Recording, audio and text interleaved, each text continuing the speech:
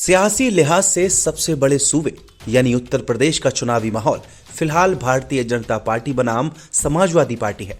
राष्ट्रीय स्तर पर दलित राजनीति को एक नया मुकाम देने वाली बीएसपी अपने ही गढ़ यूपी में मुकाबले से बाहर दिख रही है। पिछले कुछ सालों में पार्टी के तमाम बड़े नेता दूसरी पार्टियों का दामन थाम चुके हैं। चुनाव दर चुनाव पार्टी के प्रदर्शन में गिरावट दिख रही है। यूपी में इक्का दुक्का चुनाव को छोड़कर हर बार बीएसपी एकला चलोरे नीति पर चली है। 90 के दशक में कुख्यात गेस्ट हाउस कांड के बाद समाजवादी पार्टी से गठबंधन टूटने का अनुभव इतना कड़वा रहा कि मायावती ने चुनाव पूर्व गठबंधनों से एक तरह से तौबा कर लिया। बीजेपी के साथ चुनाव बाद गठबंधन कर भले ही मायावती ने सरकार बनाई हो, लेकिन कभी चुनाव से पहले गठबंधन नहीं किया। साल 2019 के लोकसभा चुनाव में मायावती ने समाजवादी पार्टी से बहुचर्चित गठबंधन किया, लेकिन प्रदर्शन कुछ खास नहीं रहा और जल्द ही गठबंधन टूट भी गया। 2022 का यूपी विधानसभा चुनाव भी बीएसपी अकेले ही लड़ने जा रही है। खास बात यह है कि इस बार बीएसपी चुनाव घोषणा पत्र भी जारी नहीं करेगी। 1984 में काशीराम ने बहुजन समाज पार्टी की स्थापना की थी। उन्होंने अपने जीते जी मायावती को सियासी वारिस बनाया। 1993 के विधानसभा चुनाव में बीएसपी की पहली बार राष्ट्रीय स्तर पर धमक दिखी, वह जब यूपी विधानसभा चुनाव में 67 सीटों पर जीत हासिल की। यूपी में करीब 21% दलित वोटर है। इसके अलावा 20% के करीब मुस्लिम मतदाता है। बीएसपी की ताकत दलित और मुस्लिम समीकरण रही है। 2 साल बाद ही 1995 में मायावती पहली बार यूपी की मुख्यमंत्री बनी, पहली दलित महिला जो किसी राज्य की मुख्यमंत्री बनी थी। हालांकि वह 4 महीने तक ही सत्ता में रही।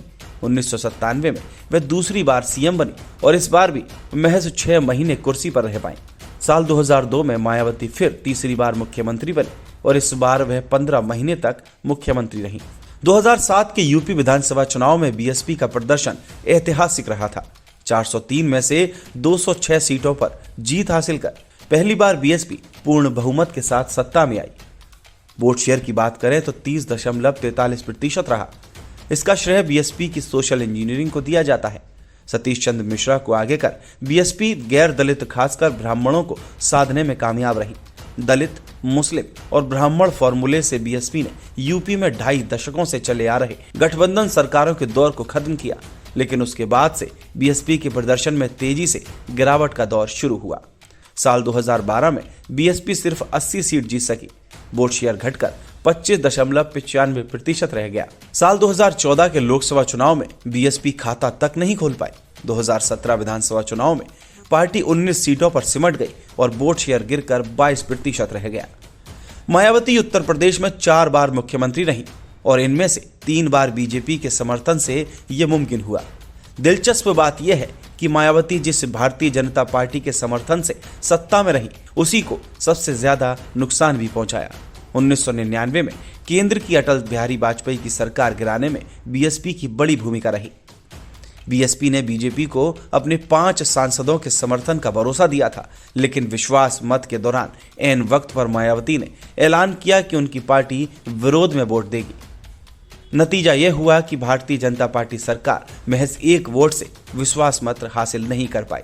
संयोग ही है कि बीएसपी जैसे जैसे यूपी में मजबूत हुई, बीजेपी कमजोर होती गई।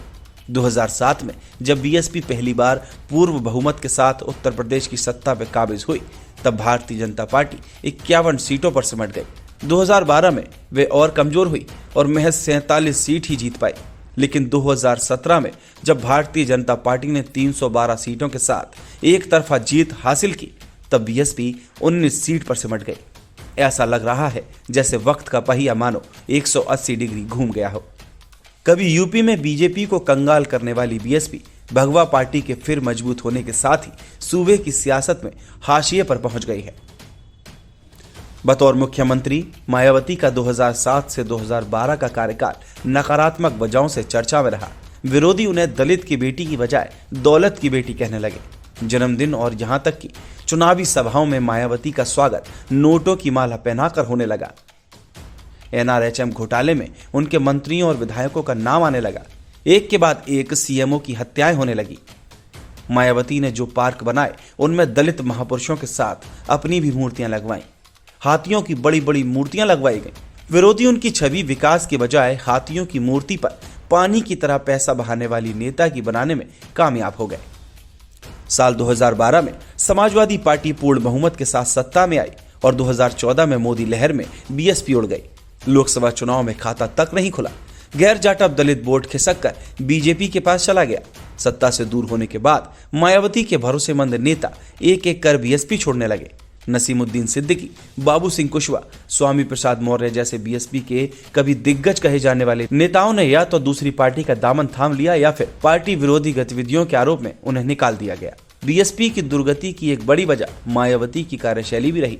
अखिलेश यादव, प्रियंका गांधी वाड्रा जैसे दूसरे दलों के नेता सड़कों पर उतर रहे हैं, चुनावी यात्राएं कर रहे हैं, कार्यकर्ताओं में जोश भर रहे हैं, लेकिन मायावती किसी भी मुद्दे पर सड़कों पर आज नहीं दिख रही। इससे कार्यकर्ताओं का मनोबल टूट रहा है और संगठन लगातार कमजोर होता जा रहा है, जिसके चलते चंद्रशेखर आजाद जैसे दूसरे दलित नेताओं का उभार हो रहा है। वैसे आंकड़ों को देखें तो 2019 के लोकसभा चुनाव में बीएसपी 19% वोट शेयर के साथ यूपी में दूसरे नंबर की पार्टी है। 10 लोकसभा सीट जीतने में कामयाब रही, लेकिन उसका श्रेय समाजवादी पार्टी के साथ गठबंधन को जाता है।